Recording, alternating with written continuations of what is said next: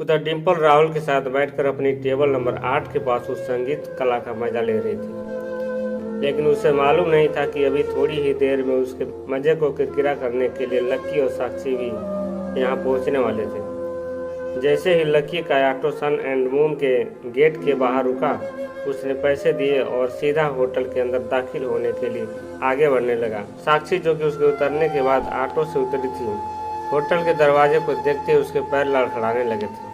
लक्की, एक बार फिर सोच लो, साक्षी ने अपने से 2 कदम की दूरी पर खड़े लक्की को देखते हुए कहा। लक्की ने उससे कुछ नहीं कहा, वो सिर्फ उसकी ओर देखकर मुस्कुराया और अपना हाथ उसकी दिशा में आगे बढ़ा दिया। साक्षी को लग रहा था कि या तो लक्की अपने आप को अपने हुलिये को देख नहीं पा रहा था या फिर वो देखना ही नहीं चाह रहा था। इस तरह के कपड़ों में उसे कौन सन एंड मून जैसी बड़ी जगह पर घुसने देता। साक्षी को यही शक हो रहा था, लेकिन लक्की की आंखों का कॉन्फिडेंस देखकर उसके पास अंदर जाने के अलावा और कोई चारा नहीं था। साक्षी ने लक्की का हाथ थामा और दोनों अंदर की ओर बढ़ने लगे। जैसे ही साक्षी होटल के दरवाजे के पास पहुंची, उसने देखा कि दरवाजे के बाहर 2 पहरेदार खड़े थे, जो कि हर आने जाने वाले पर नजर रख रहे थे। साक्षी ने होटल के बड़े से कांच के दरवाजे के बाहर से ही देखा कि वहां पर एक बड़ा सा झूमर लटका हुआ था और झूमर के नीचे बड़ी बड़ी टेबल पर सब लोग सूट बूट पहने हुए अपने खाने का आनंद ले रहे थे।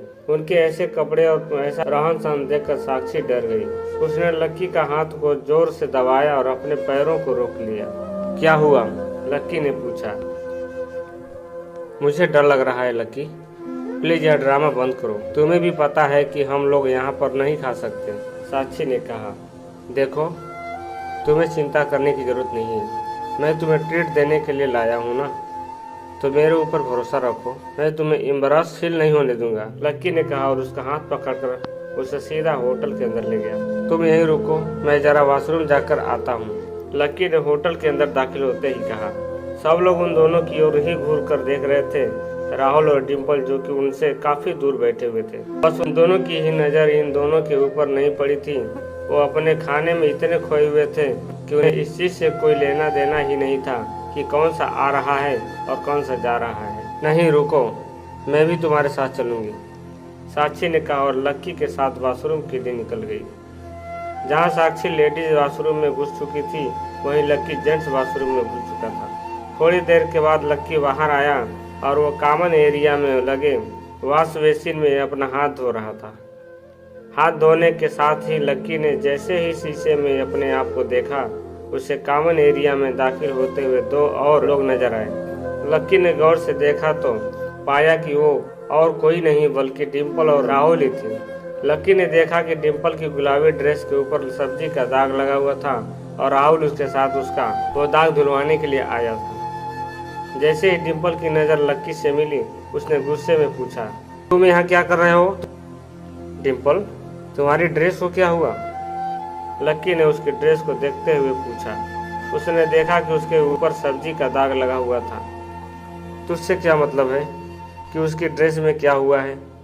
तुम उसका पीछा करते हुए यहाँ क्यों आए? बस इस बात का जवाब दो, राहुल ने उन दोनों के बीच में आते हुए कहा।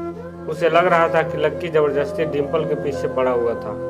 उसे लगा कि उसे आज लक्की को साफ साफ शब्दों में समझा देना चाहिए था और इसलिए उसने गुस्से से लाल अपनी आंखों से लक्की को देखते हुए कहा, देख बे फटीचर, मैं तुम्हें आज आखिर बार यह बात समझा रहा हूँ, कान खोल कर सुन ले। अगर आज के बाद तूने अपनी जुबान से भी डिम्पल का नाम लिया या तू कभी उसका पीछा करता हुआ पाया गया तो याद रखना, मैं तेरी आंखें फोड़ दूंगा। लक्की ने राहुल की बातों को बहुत ही शांति से सुना और अपने गुस्से के घूंट को पी गया। वो जानता था कि उसके जैसे आदमी से बात करने से कोई फायदा नहीं था, इसलिए उसने अपनी नज़र फेरी और फिर से अपने हाथ धोने लगा। डिम्पल को उसका इस तरह से शांत रहना कोई खास पसंद नहीं आया। ऐसा कैसे हो सकता था कि राहुल उसे कोई बात समझाए और वो बिना जवाब दिए उसे इग्नोर कर दे। डिम्पल लक्की को उसकी इस गुस्ताखी के लिए सबक सिखाना चाहती थी और इसलिए वो लक्की के सबसे पास लगे नल के पास आकर खड़ी हो गई। लक्की ने उसे एक झलक देखा और फिर से अपने हाथ पर लगे साबुन को साफ करने लगा। इधर डिम्पल ने नल खोला और उसमें अपनी उंगली फंसा दी। इस वजह से नल से आने वाला पानी तेज धार में बहने लगा और वो धार सीधे लक्की की ओर बढ़ने लगी। उसने लक्की के कपड़ों को जानबूझकर भिगा दिया और कुछ पानी उसके चेहरे पर भी जा लगा था। लक्की को डिम्पल की इस हरकत पर बहुत गुस्सा आया। जब उसने डिम्पल को देखा तो उसने ढीठ की तरह अपना सिर एक ओर झुका लिया। इससे पहले कि लक्की फिर से अपने हाथ साफ कर पाता, डिम्पल ने फिर से उसके ऊपर पानी उगड़ाना शुरू कर दिया। डिम्पल, लक्की जोर से चिल्लाया। चिल्लाने की जरूरत नहीं है, तुम जैसों के साथ तो ऐसा ही होना चाहिए। डिम्पल ने लक्की के भीगे हुए चेहरे को देखते हुए कहा। उसे दिल ही दिल में ऐसा करके बहुत तसल्ली मिल रही थी। लक्की का मन किया कि वो डिम्पल को उसी की भाषा में जवाब दे, लेकिन फिर उसने सोचा कि जैसे के साथ तैसा नहीं हो सकता था। इसलिए उसने चुपचाप अपने हाथ और अपना मुंह धोया और फिर वहाँ से बाहर निकलने लगा। जैसे ही वो बाहर जाने लगा, डिम्पल ने राहुल को इशारा किया और फिर दरवाजे की ओर देखने लगी। राहुल उसका इशारा समझ लिया था और इससे पहले कि लक्की दरवाजे से बाहर निकल पाता, राहुल ने उसका रास्ता रोक लिया। वो दरवाजे के ठीक सामने जाकर खड़ा हो गया था, जिसकी वजह से लक्की के बाहर जाने के लिए जरा भी जगह नहीं बची थी। अरे, फटीचर को बाहर जाना है, वो भी मुझसे बचकर। सॉरी बाबू, लेकिन यह तो इतना इजली नहीं हो पाएगा। जब तक तुम डिम्पल को दीदी और मुझे जीजा जी कहकर नहीं बुलाओगे, तब तक मैं तुम्हें यहाँ से बाहर नहीं जाने दूंगा, राहुल ने उसका रास्ता रोकते हुए कहा। राहुल की बात सुनते ही लक्की का गुस्सा और बढ़ गया था।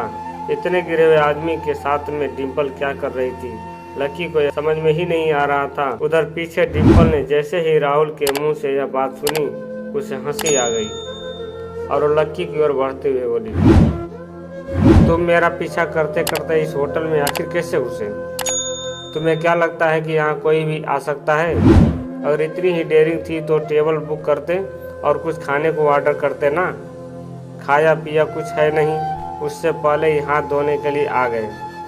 अब चुपचाप राहुल जो कह रहा है वो करो, वरना मैं होटल की सिक्योरिटी को बुलाकर उनसे यह कह दूंगी कि तुम यहाँ जबरदस्ती घुस आए हो। डिम्पल भी लक्की के मुंह से वही सुनना चाहती थी जो राहुल उससे कहलवाना चाह रहा था। उसे लग रहा था कि वो जितना ज़्यादा लक्की को परेशान करती, उतना ही ज़्यादा उसे सुकून मिलता।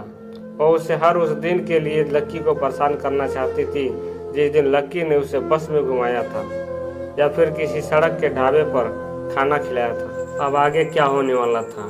डिम्पल लक्की से हर बार क्यों लड़ जाती है? डिम्पल क्या करना चाहती है?